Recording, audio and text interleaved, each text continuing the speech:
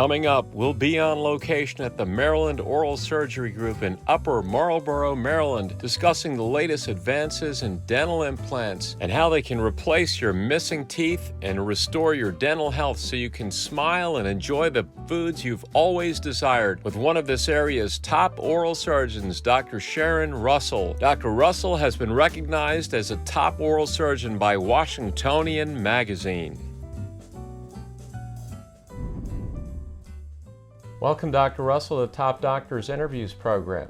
Thank you, thank you, thank you. There have been so many advances in dental implants over the years, Dr. Russell, that have so many benefits for patients. Can you please begin by telling us first what dental implants are? Of course, of course. Dental implants are a post that acts as a root.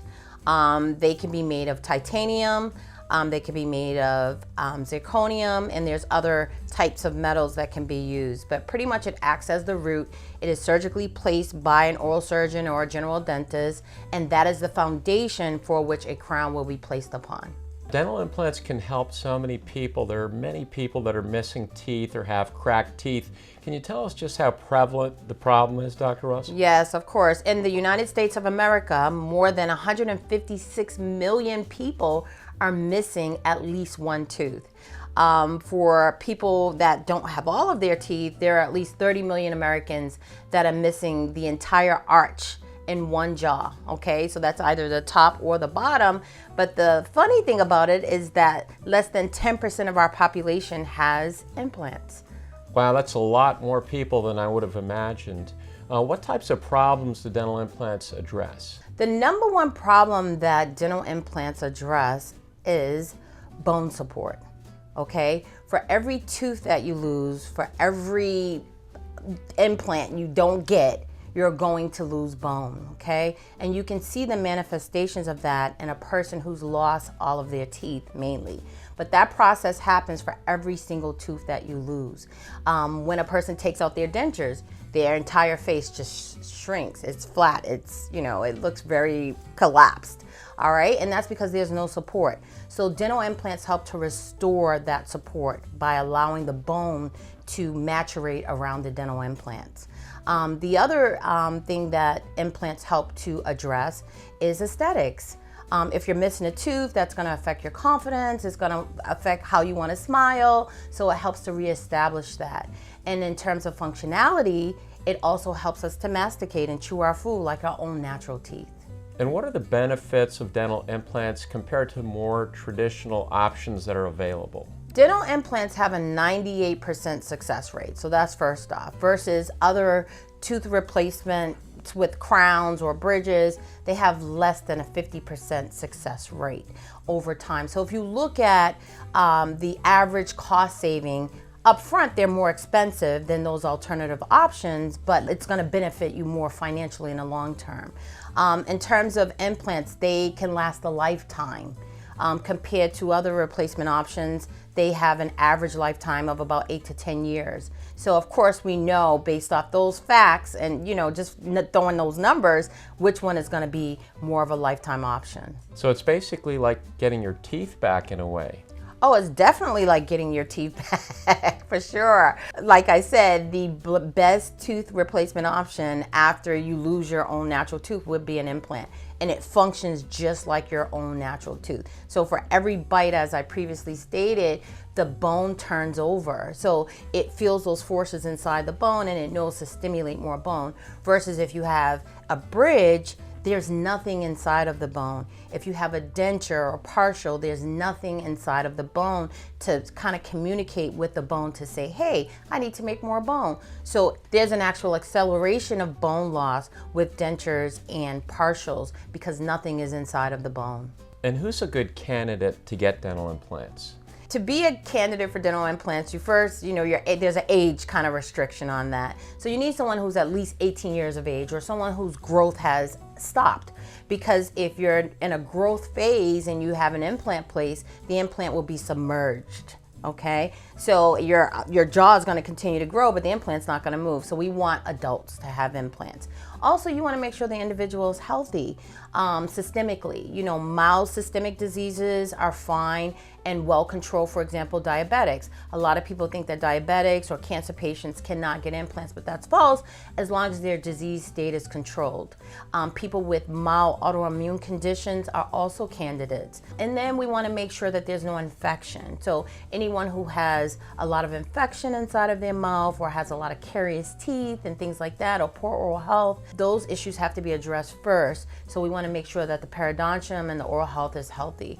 And if all of those criteria are met, then pretty much you would be a candidate for a dental implant. And what's the patient process? So when someone is interested in dental implants, Dr. Russell, and they reach out to you, what's the process they would go through? So the initial process would be to do a consultation. You want to call the doctor first, set up your appointment, you said, and then we want to evaluate their bone structure. We want to evaluate their smile, their bite. And then once we get the cone beam, which is part of the new digital technology, it's a 3-dimensional x-ray that we use to look at the bone in 3 dimensions, and we can actually see how much bone is present. And then determining if there's inadequacies or inefficiencies, and then we can treatment plan. We'll treatment plan the patient for a dental implant based off that 3D image, and we'll have that discussion, and if they decide to move forward, depending on how many implants are needed, we'll determine the process. For a single tooth implant, a patient really could walk in off the street and I can place a single implant. If they have enough bone, height and width. So those 2 components are very important. Even a couple of implants, but typically we don't do that. So we want to have a conversation with their general dentist to make sure that the person who's going to restore the dental implant, because most surgeons don't put the crowns on top of the dental implants. That's done by their general dentist. So you want to at least create a dialogue between the surgeon and the general dentist. But once that conversation has been established, then we can easily place 1 or 2 implants. Now, for bigger cases where we're talking about like a full arch of implants, or an implant that's going to replace all of their teeth, if someone is completely edentulous or missing an entire row that we spoke about, that requires more planning. So we would still use our 3D technology with the CBCT. We would take impressions, we would get that sent off to a lab, and then we would generate like a surgical guide, and then we would plan our surgery. And then the patient would come in on that day, and depending on if they're going to do something that's removable, a removable prosthesis versus something that is fixed, because implants can be actually fixed where they're screwed in, or they can actually be removable devices that are attached to implants. So depending on which option that they're going to undergo will determine like how long that procedure will take and how much planning goes into that. So you take the time with each patient to sit down, do a scan, hear what they have to say, work as a partnership with each patient to put together the best plan to provide the best outcomes. Yes, that's what we do. So we want to make it as personal as possible. We like to take each patient as an individual. Every patient is different, every patient experience is different. So we don't have a cookie cutter approach. We make it specific to that individual because everyone's experience is different and want everyone's needs to be met. That's great, because it can be an overwhelming experience to think about getting dental implants. So to have someone like yourself work as a partnership, kind of hold their hand through the process, makes it a lot easier. Yes, most definitely. And that's what we're here for. As a board certified oral surgeon, you want to make sure that patients fully understand and are consenting to the right thing and fully understand what it is that they're getting into. Is there any downtime when a patient has dental implants placed? When a patient has dental implants placed, depending on how many, will determine the amount of time that's really kind of needed from work. But most patients have very little postoperative complications. After a dental implant is placed, usually they're going back to work in a few days. So we plan for them to be out of work at least a minimum of 3 days. But most of the time, patients report very, very little discomfort after the first 24 hours, and they're back at work within 48 hours. And what kind of results are your patients seeing, Dr. Russell, from the dental implants? So after dental implants are placed in our practice, we've done case studies and we have more than a 90% success rate. Dental implants allow you to smile again. It allows you to chew again. It brings back happiness. A lot of people that sing or, use their mouths for a lot of things, public speakers and things like that. So it's a life-changing experience, and we want to be a part of that life-changing experience, and that's why we do what we do. Dr. Russell, you're recognized as a top oral surgeon throughout the local Maryland, D.C.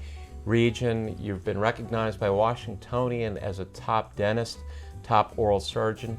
I wanted to ask you what you feel separates you from other practices in the area and share your vision with us. So what separates us from other oral surgery practices, as you stated, I'm board certified oral and maxillofacial surgeon. A lot of oral surgeons are not board certified. So that's first what I want to say.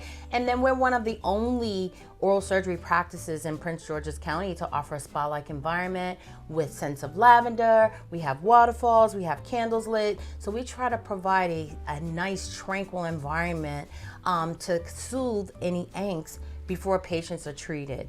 And then in terms of just being there as an individual and letting patients know that we truly care and they're just not another number, people can feel that genuine sense of that connection to me when I communicate with them. Well, you're doing great work in the community. You've helped so many people. You've changed so many lives. And I want to thank you, Dr. Russell, for being a guest today on the Top Doctors Interviews program. All right, thank you. Thanks for having me.